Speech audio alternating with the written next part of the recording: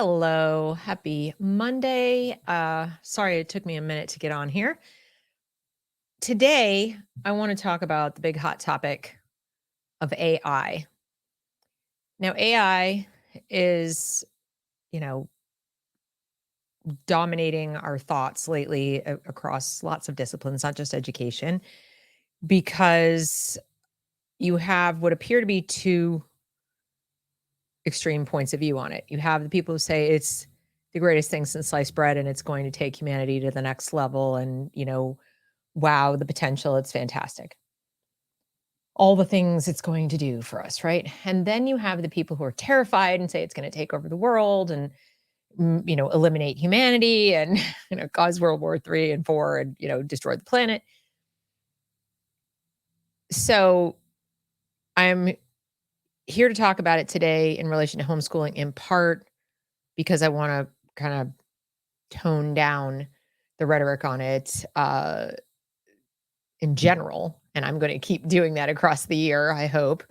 But also because I do think there are things we need to worry about, and I don't think we're going to worry about the correct things if we keep this heated rhetoric on the extremes.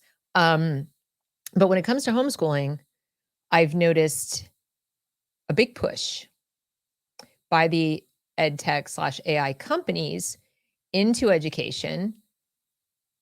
And I have concerns for homeschooling families and families that are considering homeschooling because I'm afraid that their promises will seem so appealing that we could end up with a sort of secondary education crisis we hadn't anticipated. So I'm here to caution you about adopting AI in your homeschool or about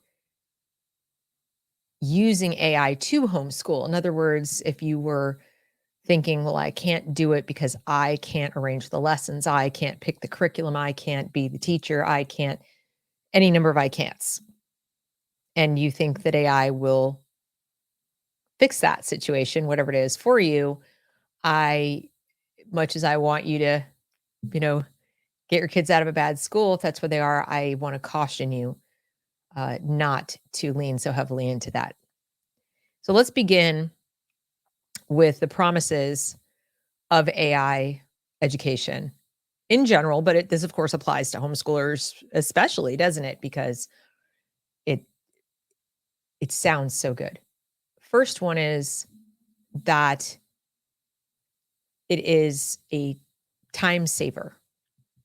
It's a big time saver. So it's appealing to schools because they think this can replace teacher prep for a lot of teaching. Sometimes they think it can even replace teachers, and they have a big teacher shortage in the school system. So I think that's great. Well, but if you're considering homeschooling, you might think that's great. I don't have to be the teacher. The AI will do it for me. It's a big time saver. That's at the macro level. At the micro level, it's going to save you time on planning the day's lessons. So not just save you time planning your year and your scope and sequence, but each day's lessons. I don't want to have to go through each day and figure out what my student needs to learn. The AI will do it for me. It will figure out what they did yesterday, figure out what they should do today and tomorrow after that, and I will not have to be involved. Wow, how awesome. And then, of course, I won't have to spend time evaluating my child because the AI will do it for me. It will grade every piece of work they do, possibly instantaneously. I will not have to produce a transcript. It will be automatically produced for me. All of these things that are big time consumers would be taken care of by the AI. Isn't that awesome? So it sounds really, really good, doesn't it? Very appealing. So there's that time saver promise. And to a large degree, it is true. It would save you a fair amount of time, especially on the documentation of things like, from attendance to transcripts. Less data entry, less involvement on your part to produce these documents. The second promise is that what gets planned will be superior to what you could do as the parent educator. because the AI, of course, is a very sophisticated computer, and it uses natural language in many cases to listen to your queries or requests, and it can go search the whole wide world over, allegedly, and find what is best for your child in that particular subject. Or perhaps it has already been programmed to know all the things about that subject, so it says, and deliver up to your child what they need to know in the proper order and so on. So it's very tempting to think, this system is smarter than I could ever be. And you may even be right if you're defining smart as containing more knowledge inside of itself right now. More facts, more figures, more data about a subject than you do know or possibly could know in time to decide what your child should know about it. So, very tempting to think the computer knows better than you about this topic and even the scope and sequence of how to present the topic to your child. And this was probably especially true in things like math and science, which a lot of parents are walking around feeling a little insecure about, but also in English and history and foreign language and so on. So there's that promise. We know better than you, and we actually really do. We're a computer. We're not just a human being with credentials after our name, or we're a computer. We've been designed for this purpose. We've been spending the last 5 years gobbling up data about this subject, and we're going to put it together in a course for your kid. It's all going to be good. Very tempting. Very tempting. Big promise. The next ones, we've got time saver, bigger brain. And the next one that's really big right now is customization, adaptive learning. You've probably heard this term. Everybody's hearing this term. You don't have to be inside school to hear the term adaptive learning. The system adapts to your child. What your child puts in and how well they do, the system's now going to adapt and then give them lessons to help them achieve certain mastery goals, competency goals, whatever you want to call it. It will adapt to your specific child. Sounds so appealing, doesn't it? Because that, you might think, replaces you. I mean by that, not just a teacher. Like you can think, well, it's going to replace the teacher in the sense of record keeping, lesson planning, evaluation, all the time saving things, and the sort of brain subject matter expertise thing across all the subjects. But then if it's going to customize and personalize the lessons to how my child is doing in that day, in that moment, in that subject, according to the plan the computer said they should have, then and I don't even have to figure that out. I don't have to think like, well, all right, you got like an 80 on that last lesson. What should you do next? Should we go back and do another one? If so, which problems should we redo? Which exercises, which kinds of assignments? I have to decide. Should we go forward, keep going? That's probably what they would do in school. 80 is good enough for us. Let's plow ahead. You're probably scratching your head going, I don't know. Is this mastery? Is it not mastery? If you're grading yourself, your child writes an essay as an example or answers a short answer question, and you look at it and you think, even if if you're using curriculum and has a rubric, you're like, I think it meets expectations. It's not superior, but okay, it does. But you might think, do I go forward? Do we redo it until they get to superior? What should I do? Well, the computer promises we'll do that for you. We'll tell you when they've mastered it. We'll set mastery goals. Khan Academy will tell you. So it's very appealing because everybody wants the best for their child, don't they? I mean, you don't want you don't want to just settle for good enough. You want them to master these things, especially if it's a skill that you think is very, very important. And that's going to vary from parent to parent. But don't worry, there's an AI for each subject matter area, each kind of skill to appeal to whatever kind of thing you value or even to your child's interests. So that's another thing. So the final thing, of course, is we promise to be responsive to your child's interests and inclinations and all these things. We'll give a quiz, then we'll tailor it, and so on. So to recap, they promise to save you time and energy. They promise to be a bigger brain than you could ever have. They promise to customize better than you ever could.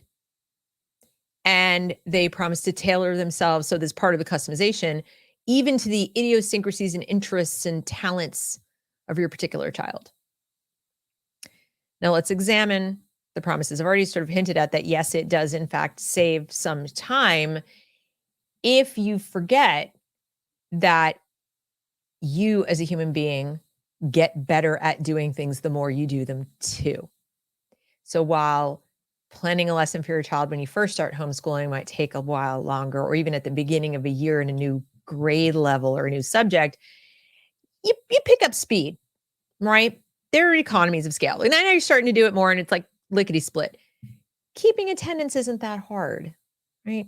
And when it is your child and you made the lesson and you figured out the rubric or you're using a curriculum that you chose, even the grading and evaluation isn't as time consuming as the AI companies would like to have you believe, right? I mean, you get in a groove. And as far as not having the big brain that the machine has, we can concede that that's true. So, we could make up the time. The time consumption isn't really that big a deal for homeschool. We've said we were going to do it. So we probably thought it would take up some time. But the bigger brain issue, guess what? You can use a computer anytime you want as an adult to search up anything you want that you don't know that you think you should know. And if you're not relying on somebody else's decision-making process about what your brain should contain, you get to apply cool things like your values and your child's interests as you know them to be, because you're the parent and you want to stay connected to your child. So that's one way to continue being bonded to them. So the big brain is still out there. It's just on call. It's not hooked in and running your homeschool. So as appealing as it sounds, I'll get it right, I can't possibly make a mistake, I would say, first of all, trust yourself more. And the big brain is still out there to ask questions if you need them. But don't be so sure that it's always right. And I don't mean that it's going to have facts that are wrong about a given subject. It's that the idea that it knows exactly how and when and in what order to present those things to your child is going a bit far. That is a promise that AI cannot yet keep. And the main reason it can't keep it yet is that we're all individuals, our children included, and our children are not always, through no fault of their own, they're not always either truthful or accurate in their own reporting of their own abilities. What I mean by that is they might have an off day. All people have off days. And so they sit down and they take a little math quiz or whatever, and they're feeling kind of sick or they're tired. They didn't get much sleep last night or whatever they do. And they kind of botch it. They don't do very well. But then they might come to you and go, I know that was the wrong answer, but I hit the button too quickly. And mom, well, you as the parent can say, so you know that yes, I know I should have done this and this would have been you can adjust for these little momentary things. The computer only knows input. That's it. It put in the wrong answer. Your child put in the wrong answer. They need to repeat this.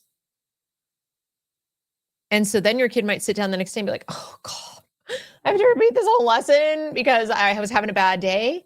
Now, some systems allow you to override that because you know better. And I would suggest if you're looking into some AI math programs or things like that, find ones that allow you to adjust or pick, choose, skip things according to what you know, so that you're still in the driver's seat. It's not that the system's going, nope, can't proceed to the next lesson because you didn't do this one.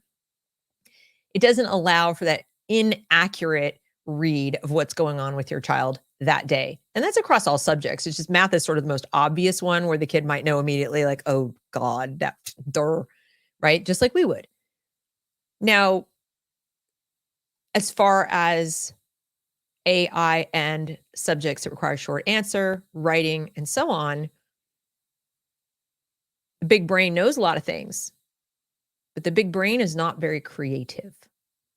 Or it's only as creative as the person feeding it information tells it to be.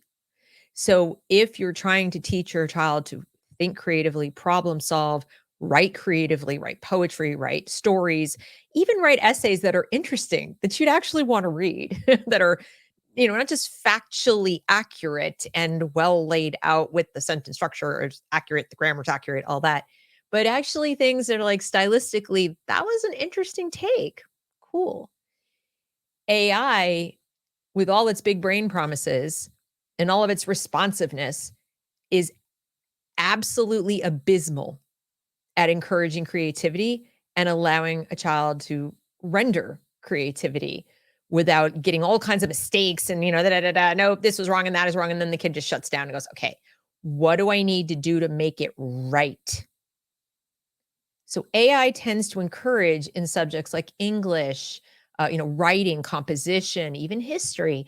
It tends to encourage accuracy over interesting and thought-provoking, thoughtful, all that type of stuff. So rather than encouraging your child to think, they encourage them to just spit back, reproduce. And to my way of thinking, that eliminates one of the main benefits that most homeschoolers find in homeschooling, which is I want my child to remain curious and creative and think for themselves and get away from the check the box, spit it out, check the box, spit it out little robotic thing that happens in the institution of school. So AI might be a great way to sort of reproduce things that you think are going to save you time and it's a big brain, they'll do it better than you. But all they're doing better than you is reproducing school, or at least what school claimed to be back in the day. Because now school doesn't even do that. Now it's kind of babysitting with with Chromebooks, but it doesn't teach this very well, and in fact, it teaches gaming the system more. Students quickly figure out what the machine considers to be a good answer, and they do no more. No more, no less, but they do no more. That's it. It's like, figured it out. And kids are brilliant at learning this kind of stuff when it comes to tech. They know just how many words they have to write to have it be a checkbox answer. They know just which facts to put in from the reading they just read to have it be a check, mastered the answer. But the machine is really bad at reading your child's story or reading a short answer that was nuanced or contained an idea in there that you might want to, explore a little more. Your child might want to explore a little more. They'll just check, is it correct or not correct? And that can shut the child down without you ever knowing it happened, because they might get a good mark or mastery score and move right on, and you'll never know.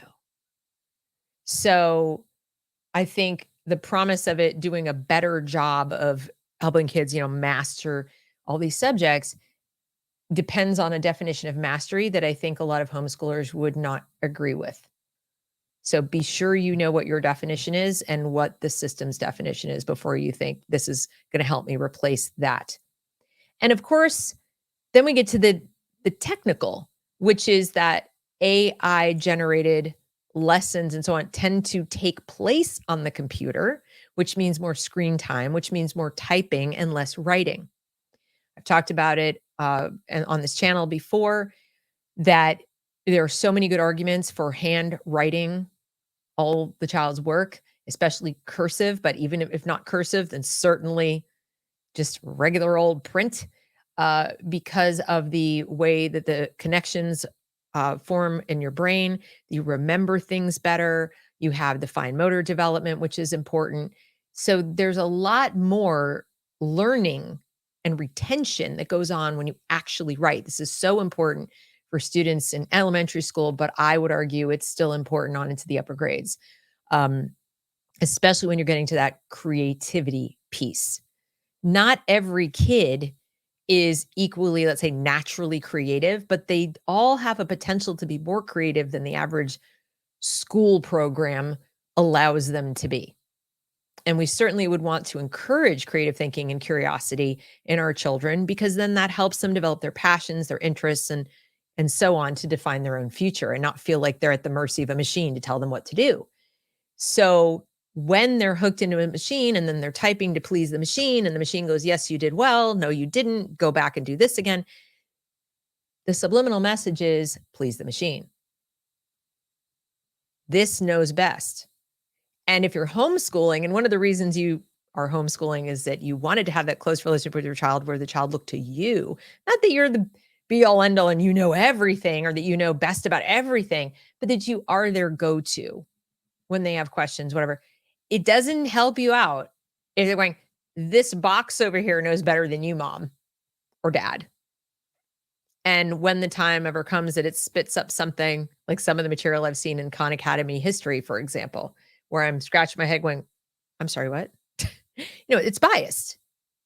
It's biased. It's not false in terms of the facts, but the arrangement of facts, the order of the delivery, the prioritization sends a message.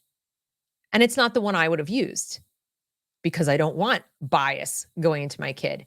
But it's AI, so people assume it's a computer. It can't be biased. Oh, yes, it can because of how it learns. It learns because humans feed it information, feed it tons and tons and tons and tons of information. And it's really, really good at grabbing onto the information and then related pieces of information, spitting that out. Here's what it's really bad at is creativity. And people say, what about AI art? It's so great at that. Is it though? Or is it kind of like the digital equivalent of velvet paintings? Have you ever noticed AI art? There's always something you look at it and you think, I wouldn't want to own that. Like, I don't want that on my wall. Something flat and soulless about most of it. Well, the same will be true of your child's work. And most of us will look at the work produced by kids coming out of public school and even some private school these days and say the same. Their writing, even their narratives are so flat. And they don't really seem capable of finding themes, let's say in literature or even in history, that are not really obvious and probably directed by an adult. And I would submit to you that the children will learn out of books where their parents have maybe, they give it a curriculum, but it's a little more open and they have to write with their hands and they're reading paper books and they're spending less time on a computer reading screens, encouraged to check boxes. They're much more interesting. And the work they produce, the thoughts they have, the questions they have. That's another thing. That big brain, they're promising to have all the answers, encourages really weak questioning.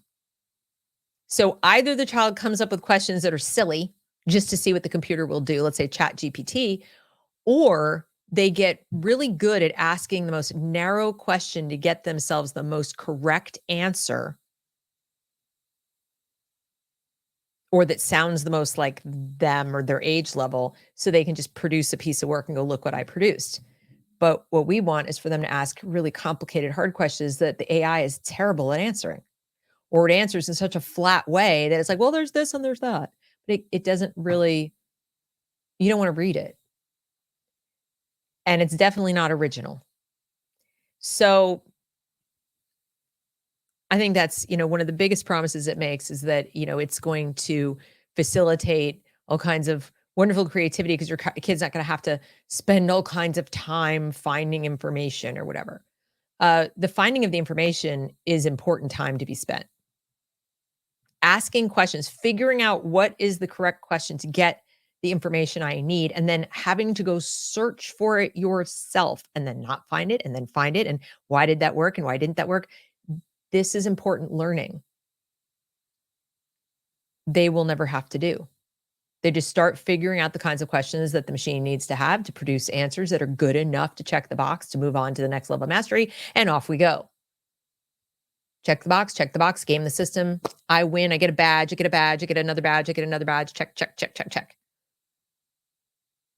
And that brings me to my next point, which is that AI, while it promises, to make school like more fun and engaging and interesting and, save time, bigger brain and all this cool stuff, it actually orients the child towards a kind of gamesmanship view of life. That if I didn't get a badge, that's bad. It's a failure. I didn't learn anything. That's not true. If if I'm not winning, if I'm not checking all my boxes. So it's very transactional And there's a sense of disconnectedness for the child of what they're learning rather than taking an education and incorporating it into themselves. Again, it's please the machine, please the machine, please the machine. Yay, I win. Next, not this is mine, this is mine, this is mine. It's in me now. And I know what to do with it to make something more with it, to combine what I learned over here with what I learned over here to build something, make something, invent something, even think a thought that isn't obvious to anyone else, but combines information from these 3 or 4 elements into something new. It silos education much more. I'm not saying it will always be here, it'll always be like this, but this is where we are right now with the AI, and I think the promises it's making about what it can do for homeschool are far too grand, and I just want people to make, you know, informed decisions about when to use it. So your next question might be, well, okay, Deb, I get the limitations and why I shouldn't rely on it or run my homeschool off it because of all these potential pitfalls. When is it actually good? When would AI be a good thing to incorporate into my homeschool? For any reason, really, but when would it be good? Okay. I would say if you are teaching a subject like math and you need some practice exercises in a specific area, as I said, that you want to pick. I want them to do 100 problems of, 2-digit multiplication and have that just be sort of automatically graded to see how well they do. You can do that with something like an AI program much more easily than you writing out 100 problems, without a doubt. But what you can't do is decide, let the machine decide. And that means, go here next, go there next. That still should be your decision. So if you want to use it for practice, I think it's great. Even if you find a tutorial that does a great job of explaining a concept, like Khan Academy is pretty good at this with its whiteboarding. So if you've tried explaining a mathematical concept or the book that you're using and the kid's still like, I don't really get it, you might find that the method that's used in something like that helps. And you can ad hoc use it. Like, all right, let's check out what they've got to offer to explain this. And you sit and you watch that lesson. And I think that is a great use for it. I've done that. I've done that plenty of times. But I will say that my kids in particular didn't much like doing the problems that way. There was a sense of pressure and stress and the timing, little timer going off. Now, other kids thrive with that. So that brings me to my next point, which is the whole, big brain and they know your kid and the customization. No machine is ever going to know your child like you do. Whether it's because I'm not having a good day or I need this, I have one wish for homeschooling parents and would-be homeschooling parents, and that is please, please trust yourselves. Just trust your gut and your instincts on this, that your individual children, even within your own house, are going to be different. And so no one system is going to know them best.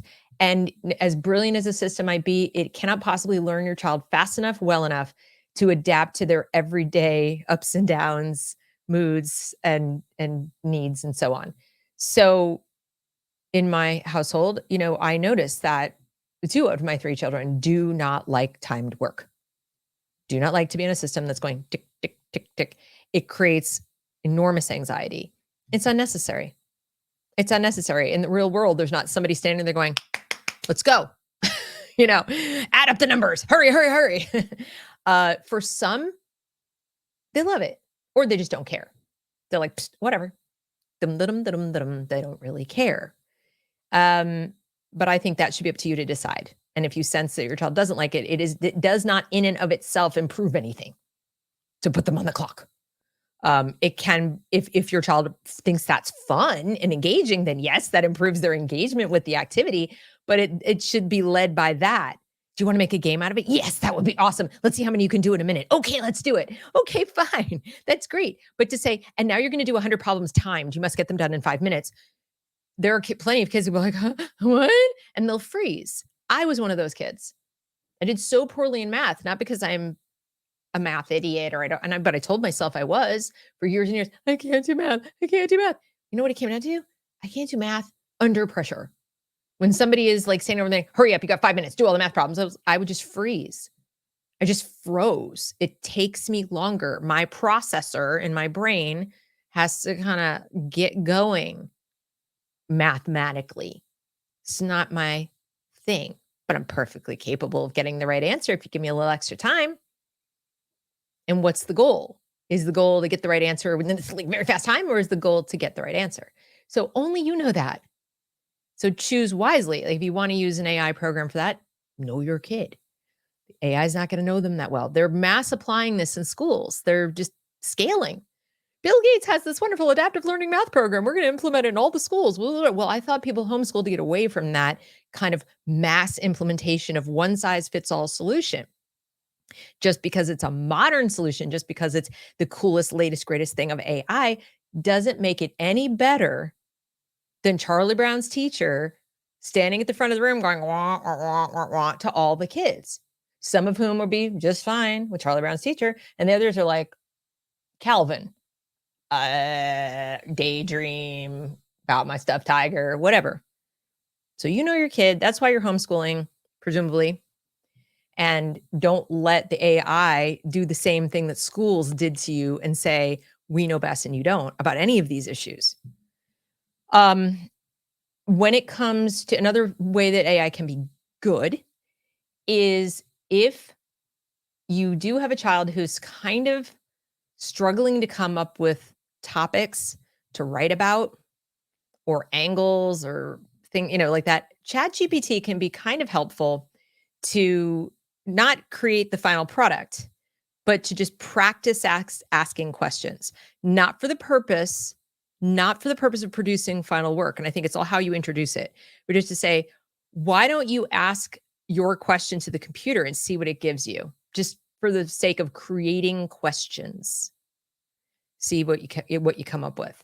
And then what do you think of that answer? Do you like it? Do you not like it? What does it make you curious about? What did they bring up in the answer that you didn't know about? And then you can use that as a jumping off point to go and look in primary sources, secondary sources, other sources to say, how might we learn more about this that the computer just answered on our own? Because learning about it somewhere else is going to be a better process for the child.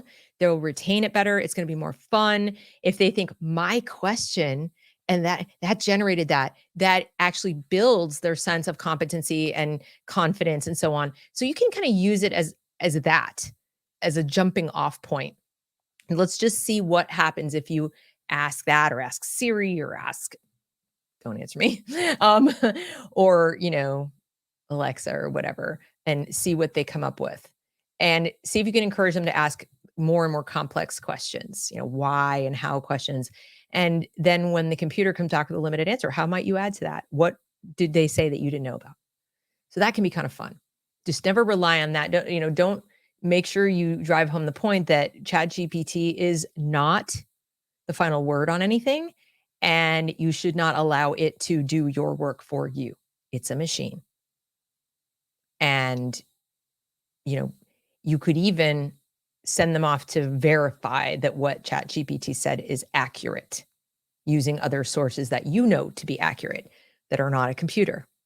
So I think those are some good ways you can use it. I would strongly discourage the use of AI art creation. I know there are parents out there saying, "Oh, I want my kids to, learn how to do AI art and AI music and there's careers." Strongly discourage that. Again, because there's too much cognitive development that goes on when you learn the old-fashioned way. Our human bodies were designed to learn in physical space, not in cyberspace.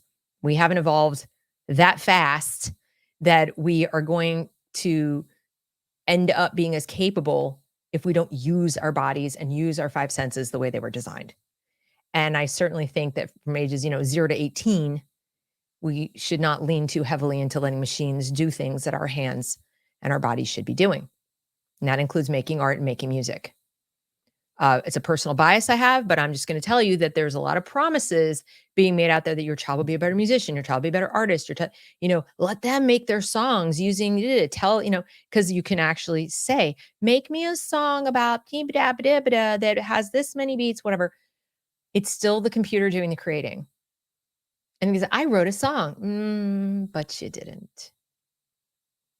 So, we don't want to give kids necessarily the sense that they're on par with the person who learned to play violin is actually like producing the sounds with their hands. That said, what you can do to get them used to being appropriately critical of machine versus human and appropriately humanistic, so that they value humans, is you could compare and contrast.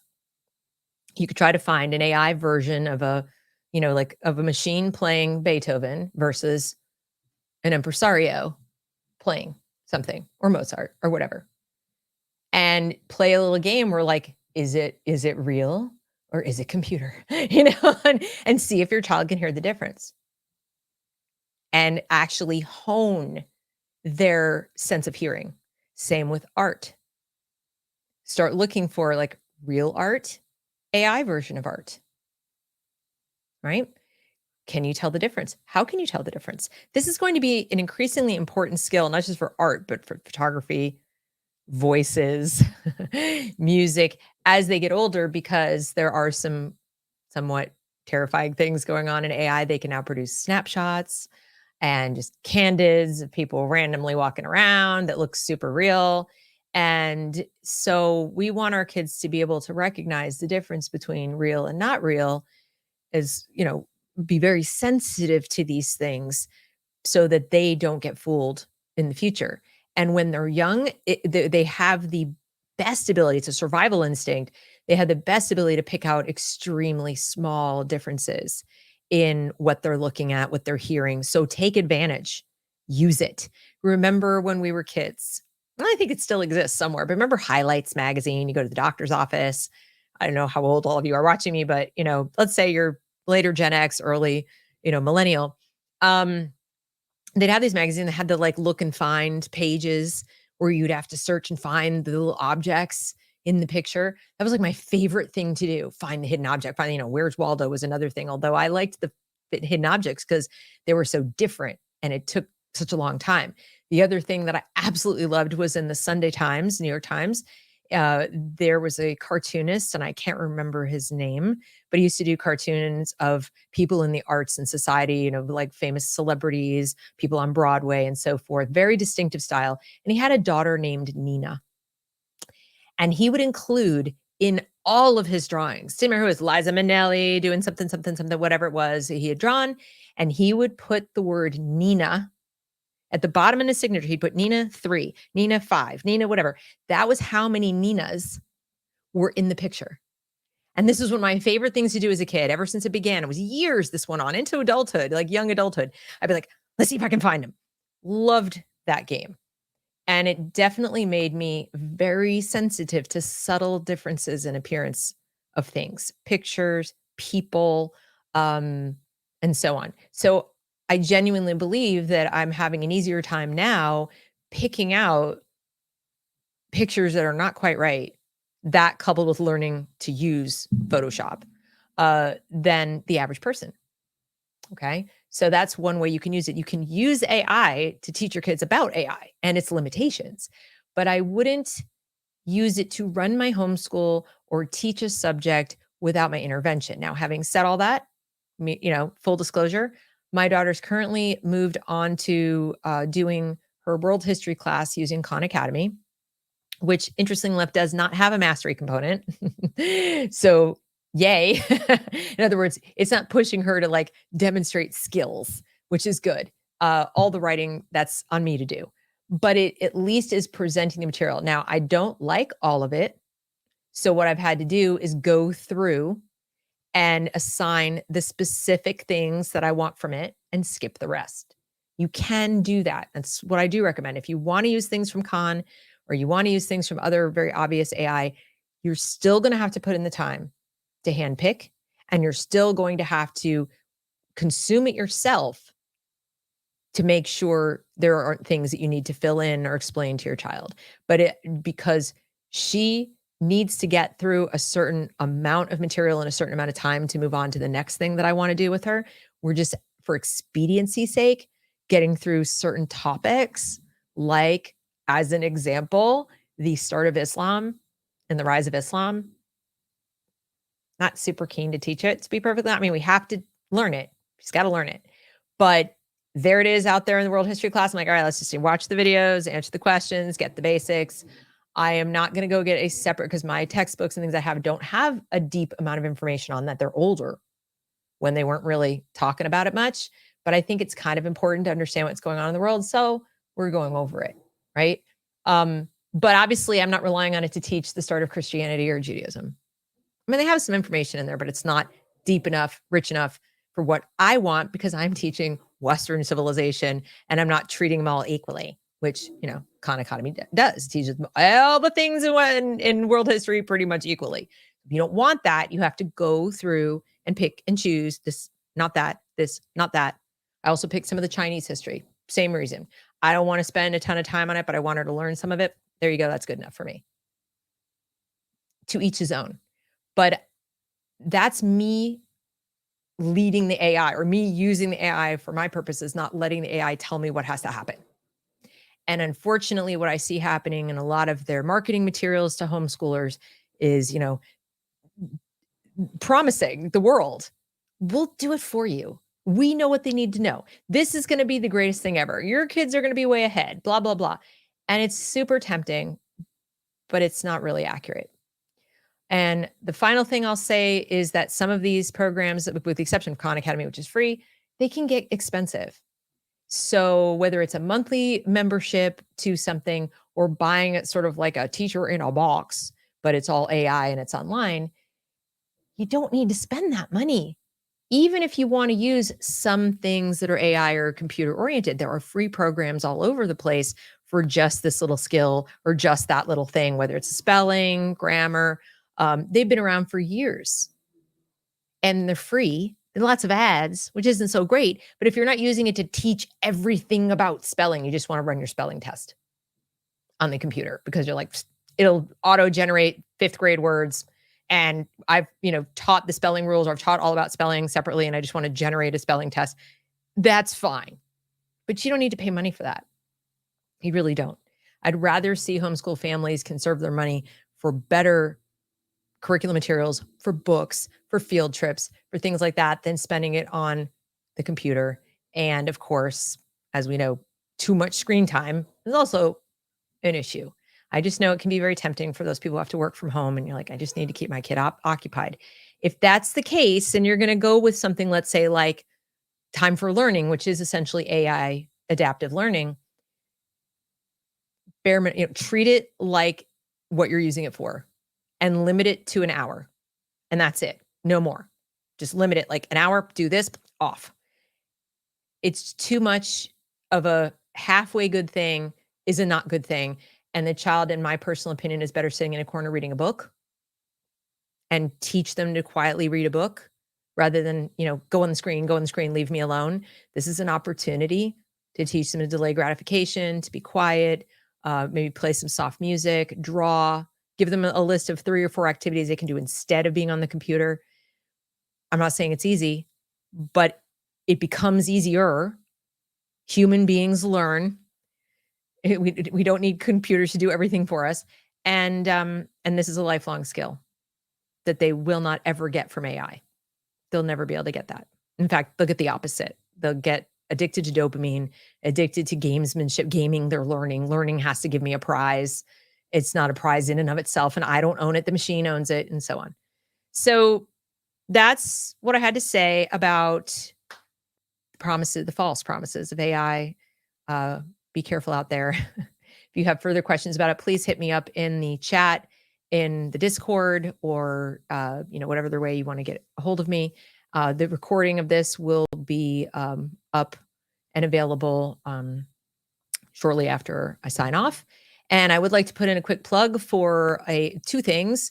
This evening, if you're watching this live, if you're watching this on the replay, you'll go to my YouTube channel and you'll find it. But I'm interviewing, I wouldn't say interview, it's a Dissident Dispatch with Josh Slocum from Disaffected Podcast. And we will be talking about discipline and how it is not abusive to discipline your child. There's a difference between discipline and abuse, and we've lost sight of what that is to our detriment. So we're going to talk about that. and the mental illnesses that can be spawned from lack of discipline. And then on Wednesday, I will be having my first ever brand new show with Kieran White, who is the founder of Woke Screen and my collaborator. It's going to be called Is This True?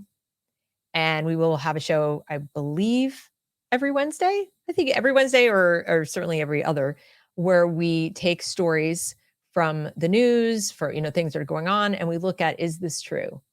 Or are you being played, kind of thing. And there'll always be some educational angle in there. And in the one we're doing this week, we're going to do a little more talk about AI and make you aware of a project that he's working on to help people decipher the difference between the real and the not so real. So that's a little inside baseball for you, because you guys are members and other people will be more shocked and surprised by what we're going to show them. But I hope I'll see you there. That's at 2:00 p.m. Eastern time on Wednesday. So for people on the West Coast, that would be 11. Anyway, that's about it. I hope you all have a great rest of your day and week, and I'll be back on Friday with another show. Have a good one.